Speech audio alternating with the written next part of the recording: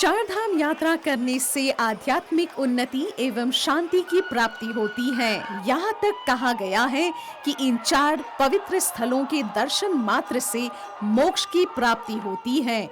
यदि आप भी इन स्थलों की यात्रा कर पुण्य की प्राप्ति करना चाहते हैं तो जल्द से जल्द रजिस्ट्रेशन करवाइए। अगली टोली 5 मार्च 2025 को भारत के लिए रवाना होगी, जहां आपको श्री वैष्णो देवी, शिमला में 108 फुट हनुमान मंदिर, मनाली, अमृतसर का गोल्डन टेम्पल, वाराणसी, प्रयागराज, अयोध्या में राम मंदिर और मथुरा के दर्शन करने का सौभाग्य मिलेगा। कॉल कीजिए तीर्थ यात्रा एसोसिएशन को 5960160161 या 59498703 या 57019809 तथा ज्यादा जानकारी के लिए आप ईमेल info@tirthayatra.org या उसके वेबसाइट www.tirthayatra.org पर प्राप्त कर सकते हैं। चार धाम यात्रा करके अपने जीवन को सफल कीजिए।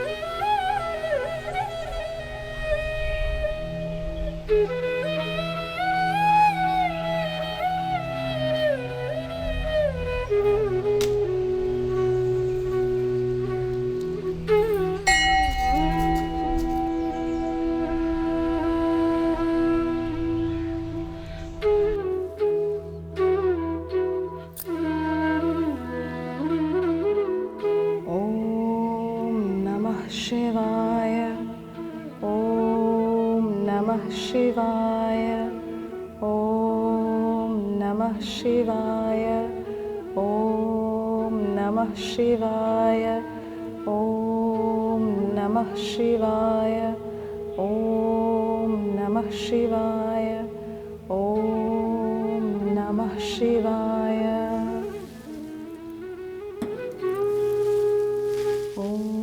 कर्पूरगौरं करुणावतारं संसारसारं भुजगेन्द्रहारं सदा वसन्तं हृदयारविन्दे भवं भवानीक्षरितं नमामि भवं भवानी सहितं नमामि भवं भवानी सहितं नमामि। वे जो कपूर की तरह श्वेत वर्ण वाली हैं, करुणा के अवतार हैं और जो सांसारिक अस्तित्व का सार हैं, जिनके गले में सर्पों के राजा विद्यमान हैं और जो हृदय कमल में निवास करते हैं, ऐसे शिव जी को और माँ शक्ति को हम नमन करते हैं। कहते हैं कि मॉरिशस में यहाँ पर कई जगहों पर ऐसे तीर्थ स्थल पाए जाते हैं और इनकी मान्यता भी बहुत है। और जब हम तीर्थ स्थलों के बारे में बात करते हैं तो चार धाम के बारे में भी बात करते हैं, जिनका बहुत बड़ा महत्व है सनातन धर्म में। और चार धाम की बात जब करते हैं तो हम ये कदाचित नहीं भूल सकते हैं कि मॉरिशस के साथ साथ भारत में भी हम चार धाम की यात्रा करने के लिए बहुत बड़ी संख्या में जाते हैं। आज के हमारे इस संस्करण में हम आपको परिचित करवाएंगे इन चार धामों से। आप सभी लोगों का स्वागत करते हैं। विश्व के सभी धर्मों में तीर्थ यात्रा पर जाना अत्यंत पुण्य का कार्य माना गया है। धार्मिक ग्रंथों में भी तीर्थ यात्रा का वर्णन है, जो वैज्ञानिक तथा आध्यात्मिक रूप से व्यक्ति को लाभ पहुंचाते हैं। तीर्थ का अर्थ है पाप से तारने या पार उतारने वाला।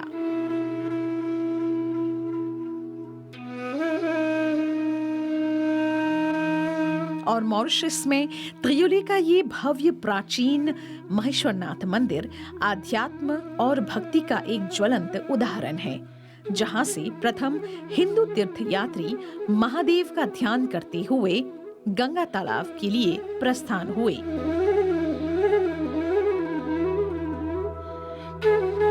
पंडित सजीवन लाल शर्मा जी ने एक टोली बनाई और फिर यहाँ से गंगा तालाब की ओर वे प्रस्थान करने निकले। तो इस इतिहास के इस पन्ने में ये इस बात का जो वर्णन है, इसके बारे में थोड़ा बताइए, ये कैसे शुरू हुआ? सजीवन लाल जी उस समय जब रात्रि में शयन कर रहे थे, तो शयन के अंतर्गत उनको स्वप्न में आया कि कहीं पर एक तालाब है, धार्मिक तालाब है और वहाँ पर जाना चाहिए।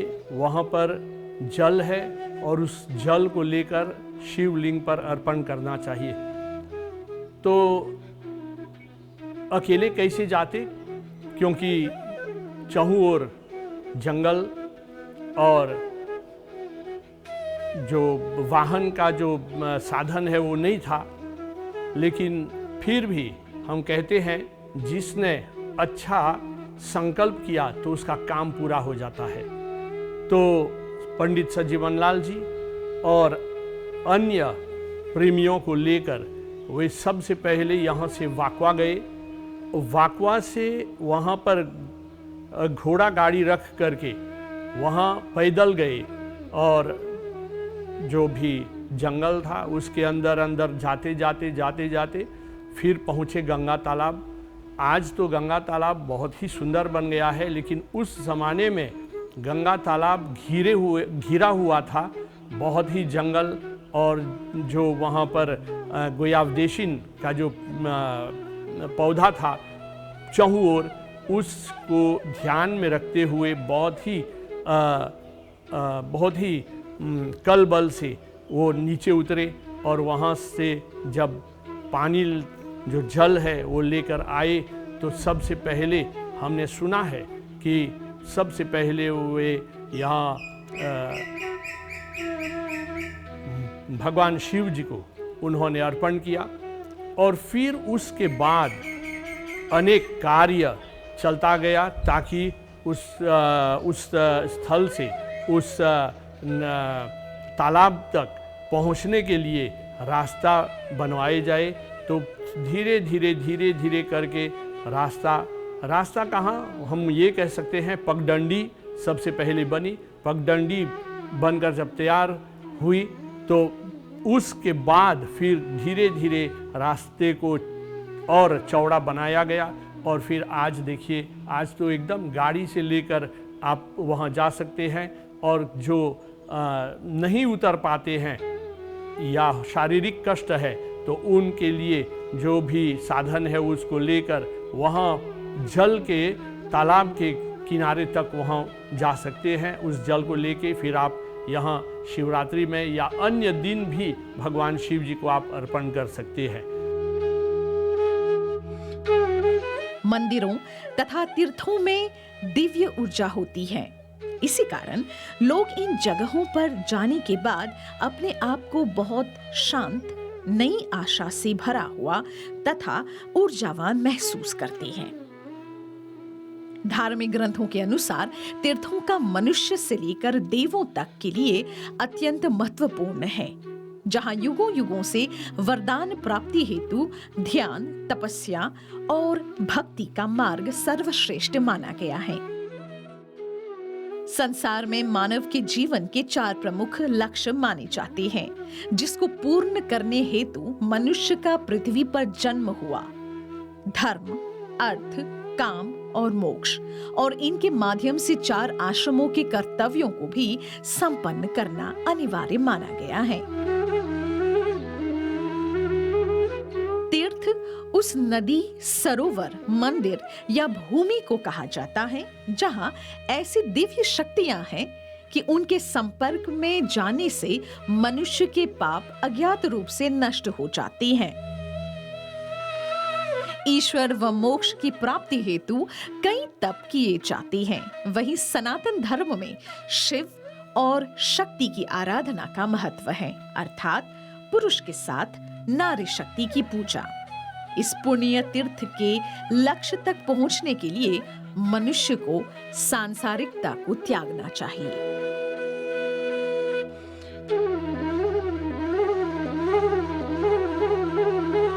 माताजी, अभी हम महेश्वरनाथ मंदिर में हैं यहाँ पर, और यहीं पर हम कह सकते हैं कि मॉरिशस में जो गिरमिटिया मजदूर आए थे, सबसे तो पहले वे आए थे 1834 में, और यहाँ पर 1898 में वे यहाँ से प्रस्थान करते हुए गंगा तालाब की ओर गए, जहाँ से वे जल लेकर आए। तो हमारे जो प्रथम जो पद यात्री थे यहाँ से गए। तो इस स्थल को क्या हम इसको एक तीर्थ स्थल कह सकते हैं? जी हाँ, जरूर कह सकते हैं। ब्रह्म पुराण के अनुसार इसको हम मानुष्य तीर्थ कह सकते हैं, क्योंकि जो आए वो मनुष्य थे, हम और आपके जो पूर्वज थे, जिन्होंने आकर के यहाँ पर इतना पवित्र स्थान बनाया, इसके पीछे जो मेहनत की और इसको तीर्थ का रूप दिया, तो इसको हम मानुष्य तीर्थ कह सकते हैं। और जहाँ तक बात गंगा तालाब की है, तो जो मैंने इसके बारे में जानकारी प्राप्त की है, जो मुझे पता चला है कि वहाँ पर गंगा जी का जो पवित्र जल उस स्थान पर है, जो हमने ला करके उसको पवित्र बनाया, उस तालाब को पवित्र बनाया। तो कहने को वो तालाब है, लेकिन वो गंगा जी के साथ जुड़ा, इसलिए उसको हम देव तीर्थ कह सकते हैं, क्योंकि वो नदी के साथ जुड़ गया। तो वो देव तीर्थ में उसकी गणना होगी, और जहाँ हम बैठे हैं ये मनुष्य तीर्थ में आते हैं। कहते हैं कि मनुष्य को जो आश्रम है, 4 आश्रम जो हैं, इनसे गुजरते हुए, इन आश्रमों से गुजरने के बाद तब अंत में जो अंतिम आश्रम है वहाँ तब जब मनुष्य पहुँचता है, तब वो यात्रा 4 धाम की यात्रा के लिए निकलता है।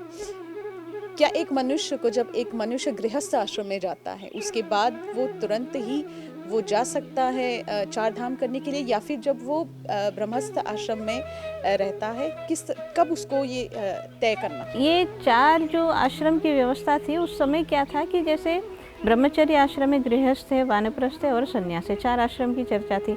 हर एक आश्रम के लिए 25-25 वर्ष की आयु बताई जाती थी कि 50 वर्ष तक आप गृहस्थ में हैं, उसके बाद आप वानप्रस्थी हो गए। तो उस परंपरा में क्यों ये बताया गया था? क्योंकि उस समय कहा जाता है कि अगर कोई 4 धाम के लिए निकला है तो अपना श्राद्ध करके निकलता था कि अब मैं जा रहा हूँ, वापस आऊँगा नहीं आऊँगा कोई पता नहीं है। ठीक है, जब इस कठिन रास्ते पे पैदल चलना है, अब जो भी आप भी गए हो 4 धाम, पता है कितना मुश्किल है। अब तो हम बस में जाते, हेलीकॉप्टर से जाते, तब भी हमको, जब वो पैदल जाते होंगे तो कितना कठिन रास्ता था। तो इसीलिए कहा जाता था कि पहले अपनी सारी ड्यूटीज़ निभा लो, ठीक है, फिर इसके लिए निकल जाओ। फिर आ गए वापस तो अच्छी बात है, नहीं आए तो भी कोई बात नहीं, आपका श्राद्ध हो गया। ठीक है, तो ये उस समय के आयुष्य के हिसाब से और उस समय की जो व्यवस्थाएं थी उसके हिसाब से बताया जाता था। लेकिन आज के समय में हमको पता है, आज हमको ये भी नहीं पता कि हम वानप्रस्थी बनेंगे नहीं बनेंगे, सन्यासी की उम्र तक हम रहेंगे नहीं रहेंगे। ठीक है, और दूसरा ये है कि आज के समय में ये भी नहीं है कि जाना बहुत ज़्यादा कठिन है पहले के जितना। आप जा कर के वापस आ सकते हो, चले गए 1 महीने के अंदर यात्रा करी और वापस आ गए, तो आप अपने घर के कर्तव्य भी कर सकते, वो भी कर सकते हैं। तो परंपराएं अपनी जगह जिस तरह से बनाई गई थी उसको जब हम समझते हैं, है ना, क्योंकि वो अंतिम लक्ष्य की तरफ हमको ले जाने के लिए कि भाई सन्यासी हो गए, अब तो भगवत चिंतन ही एक काम है, तो जाओ फिर उस स्थान पर बैठकर भगवान चिंतन करो जहाँ पर पहले लोगों ने किया है ना। लेकिन आज तो हम सन्यास आश्रम में जाएंगे नहीं, आज तो हमको घर में ही रहना है, हमको संसार के काम ही करने हैं, लेकिन इसके साथ अपने आत्मा का कल्याण भी तो करना है। इसलिए आज के समय के हिसाब से आप किसी भी आश्रम में हो, अगर आप यात्रा करते हो चार धाम में तो बहुत अच्छी बात है, क्योंकि आपको अपने कर्तव्यों की याद मिलेगी, आपको बहुत एनर्जी मिलेगी। कहते हैं कि मनुष्य को उसके जीवन काल में जीवित होते हुए यानी कि जीते हुए ही चार धाम की जो यात्रा है कर लेनी चाहिए। ऐसा क्यों कहते हैं? चार धाम की यात्रा के पीछे कुछ और बहुत सारे कारण हो सकते हैं, लेकिन मुख्य रूप में हम कहते हैं कि एक तो होता है कि जब वहाँ जाते हैं तो हम अपने मनुष्य के जीवन का लक्ष्य प्राप्त करते हैं कि हम क्यों आए हैं संसार में। जैसे अभी हम चर्चा कर रहे हैं, तीर्थ क्या है, जहाँ पर ज्ञान चर्चा हुई, जहाँ पर किसी ने भजन साधना, किसी ने मेडिटेशन किया। जब हम उस स्थान पर जाएंगे तो हमको प्रेरणा क्या मिलेगी कि हमें भी मेडिटेशन करना है, हमें भी अपने जीवन के अंदर आत्मज्ञान जानना है। एक तो प्रेरणा मिलती है। और आज के समय में सबसे ज़्यादा जिसकी चर्चा होती है कि भाई पापों से मुक्ति हो जाए, पाप धुल जाएंगे। ठीक है, यमुनोत्री में गए पाप धुल जाएंगे, त्रिवेणी में स्नान किया पाप धुल जाएंगे। लेकिन वैसे सामान्य तौर पर कह देते हैं, लेकिन पाप क्या होता है, किसको हम पाप कहेंगे, ये भी समझना चाहिए कि क्या धोने जाते हैं वहाँ पर, कि कौन सा पाप है। तो भगवत गीता को जब हम पढ़ते हैं तो गीता के आई थिंक 3 अध्याय के अंदर भगवान कृष्ण उसके बारे में थोड़ी जानकारी देते हैं। भगवान कहते हैं कि जो व्यक्ति अपने कर्तव्यों का निर्वाह नहीं करता है और जो इंद्रियों के सुख के पीछे अपना जीवन बिताता है वो पापी है। तो 2 बातें बताई कि जो अपने कर्तव्य मतलब अपनी ड्यूटीज़ को अच्छे से नहीं करता है वो भी पापी है, और जो अपने सिर्फ सुखों के पीछे भागता है, इंद्रियों के सुखों के पीछे, वो भी पापी है। अब दोनों के साथ जोड़ के देखेंगे, जब आप चार धाम की यात्रा के लिए जाएंगे तो सबसे पहले इंद्रियों के सुख त्याग देंगे, क्योंकि घर में तो ठीक है मुझे तो यही चाहिए, लेकिन यात्रा में जाएंगे तो जो भी है सब कुछ स्वीकार्य है, तो इंद्रियों के सुख को हम त्यागते हैं।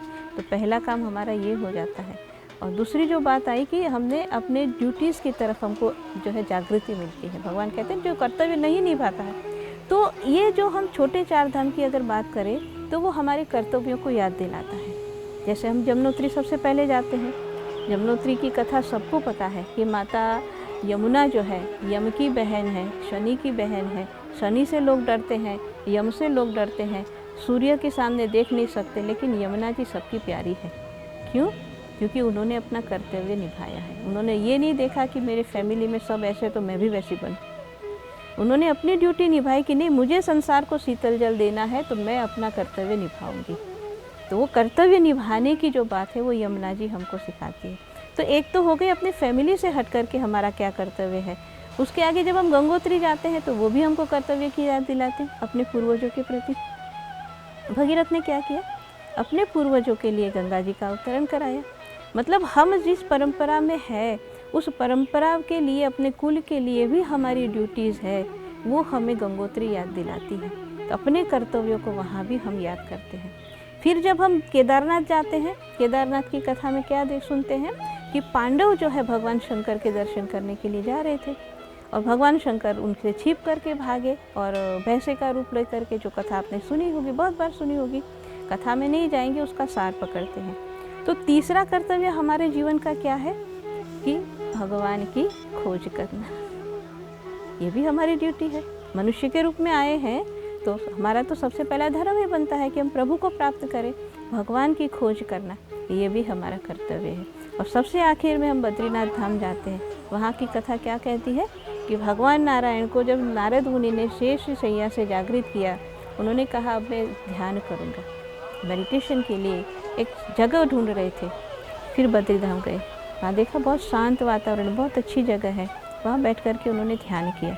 जब भगवान नारायण ध्यान में रत है तो कहते हैं माता लक्ष्मी उनके ऊपर बेर के पेड़ के रूप में उनको छाया देने के लिए प्रकट हो गई। बेर को बोलते हैं बद्री, इसीलिए उनका नाम हुआ बद्रीनाथ। तो चौथा कर्तव्य हमारा क्या है? अपनी आत्मा के लिए, कि हमको ध्यान करना है अपनी आत्मा के कल्याण के लिए। तो चारों धाम अपने कर्तव्य की याद दिलाते हैं। तो जब ये कर्तव्य हमको हमारी याद आएंगे, हम उस राह पर चलेंगे, तो धीरे धीरे हम अपने अंदर के जितने विकार है जो हमको संसार की तरफ ले जाते थे, वहाँ से मन को हटा करके सही रास्ते पर चलने लग जाएंगे। तो ये हमको प्रेरणा वहाँ से मिलती है। इसीलिए सबसे विशेष महत्व, इसलिए कहते हैं एक बार तो जाना ही चाहिए। जाएंगे तब तो ये बात समझ में आएगी ना, समझ में आएगी तो अपना जीवन हम सही राह पर चलाएंगे। जो मनुष्य जीवन का लक्ष्य है मुक्ति की प्राप्ति करना, वहीं से हमको समझ में आता है। इसीलिए उसका बहुत महत्व है। चार धाम की यात्रा करने से पहले उसकी तैयारी किस तरह से करते हैं, क्या करना चाहिए? बहुत अच्छा प्रश्न है। ब्रह्म पुराण की ही हम बात करेंगे फिर से, क्योंकि ब्रह्म पुराण के अंदर ही ये बात आती है। लोमहर्षण ऋषि ये बात समझाते हैं कि जिस मनुष्य का हाथ पैर यानी कि इंद्रियां और जिसका मन संयम में नहीं है, तो वो चाहे कितने तीर्थों में जा ले उसको फल मिलता नहीं है। दूसरी बात आगे कहते हैं कि जिसका मन पवित्र है, जिसकी वाणी पवित्र है और जिसका इंद्रियों पर संयम है यानी कि मन पर संयम है, वो मनुष्य अपने आप में एक तीर्थ है। उसको शारीरिक तीर्थ कहा गया। तो तीर्थ में जाने से पहले हमको क्या तैयारी करनी चाहिए? सबसे पहली बात है कि हमको पहले हमारा इंटेंशन पता होना चाहिए कि तीर्थ क्यों जाना है। ये कोई मतलब घूमने के लिए तो नहीं जा रहे ना, वहाँ कुछ लेने के लिए जा रहे हैं। वो पहले इंटेंशन क्लियर होना चाहिए माइंड में कि हम वहाँ क्या लेने जाते हैं। दृष्टांत के रूप में मैं बताऊँ कि जैसे हम बद्रीनाथ धाम जाते हैं, हम सोचते हैं जाएंगे, गर्म पानी का कुंड है, स्नान करेंगे और पुण्य मिलेगा, सब कुछ होगा। लेकिन जो कथा अभी हमने सुनी उससे क्या समझ में आता है? बद्रीनाथ धाम में हमको करना क्या चाहिए? जाकर के थोड़ी देर तो आंख बंद करके बैठो। जब जहाँ भगवान स्वयं मेडिटेशन कर रहे हैं, वहाँ की वाइब्रेशन तो अपने अंदर लेनी चाहिए ना। और वो वाइब्रेशन हमको कब मिलेगी? जब हमारा मन शांत होगा। बद्रीनाथ धाम है ही इसलिए कि हम जाके वहाँ पर ध्यान करें, है। तो इस तरह से हर एक तीर्थ के पीछे जो हमको मिलना है वो बात हमारे अंदर क्लियर हो, तब हमको पूरा फ़ायदा मिलता है। चाहे केदारनाथ में आप चले जाओ, हम भी गए हैं केदारनाथ, बद्रीनाथ। वहाँ जब जाकर के मंदिर में पूजा सब कुछ करने के बाद आप थोड़ी देर दूर बैठ के शांति से बैठो तो सही, इतना एनर्जी का फ्लो अपने अंदर आता है। हमने खूब अनुभव किया है इन बातों का। वहाँ हम एनर्जी लेने गए हैं ना, तो कब मिलेगी? जब शांत होकर के बैठेंगे तब ना। केदारनाथ में कितनी एनर्जी है, हमने वहाँ भी किया है। हम बद्रीनाथ गए, वहाँ भी किया है। हम वैष्णो धाम गए, कितने धामों में हम गए हैं, सब जगह हमने। मतलब कि हमको इंटेंशन पता होना चाहिए कि हम वहाँ क्यों जा रहे हैं। सिर्फ दर्शन करने नहीं, सिर्फ पूजा करने नहीं, पूजा भी करनी है, दर्शन भी करना है, लेकिन शांत चित्त बैठ होकर के वहाँ की वाइब्रेशन को भी अपने अंदर लेनी है, तो पूरा फ़ायदा हम लेकर के आते हैं। तो माता जी, इतनी प्रेरणादायी जानकारी के लिए हम आपको धन्यवाद देते हैं।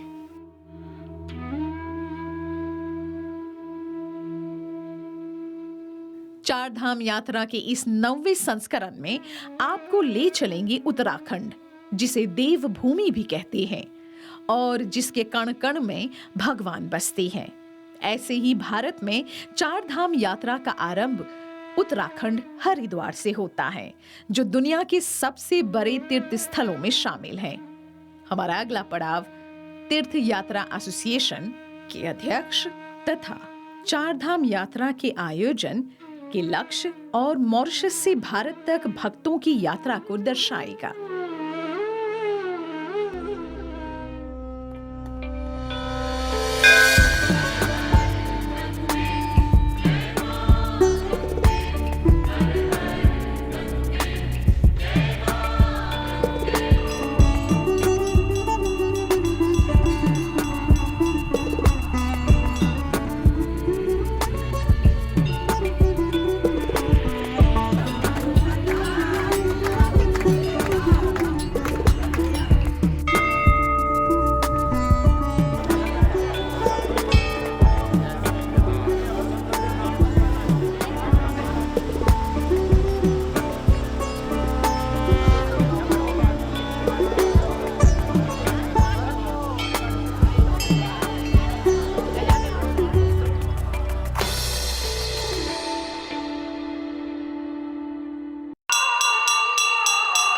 चार धाम यात्रा करने से आध्यात्मिक उन्नति एवं शांति की प्राप्ति होती है।